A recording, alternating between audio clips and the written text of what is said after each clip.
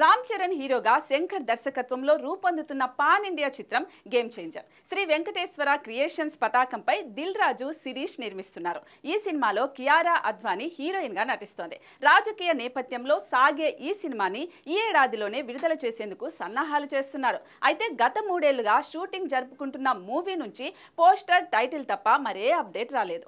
ఆ మధ్య జరగండి సాంగ్ రిలీజ్ చేస్తామంటూ అనౌన్స్ చేసి పోస్ట్పోన్ చేసి అభిమానులు నిరాశపరిచారు. ఫైనల్ గా ఆ పాటని చరణ్ బర్త్డే సందర్భంగా రిలీజ్ చేస్తున్నారు. మార్చి 27న రామ్ చరణ్ పుట్టినరోజు సందర్భంగా గేమ్ చేంజర్ మూవీ నుంచి జరగండి సాంగ్ ను ఉదయం 9 గంటలకు రిలీజ్ చేయనున్నారు. ఈ సందర్భంగా ఒక పోస్టర్ కూడా రిలీజ్ చేశారు.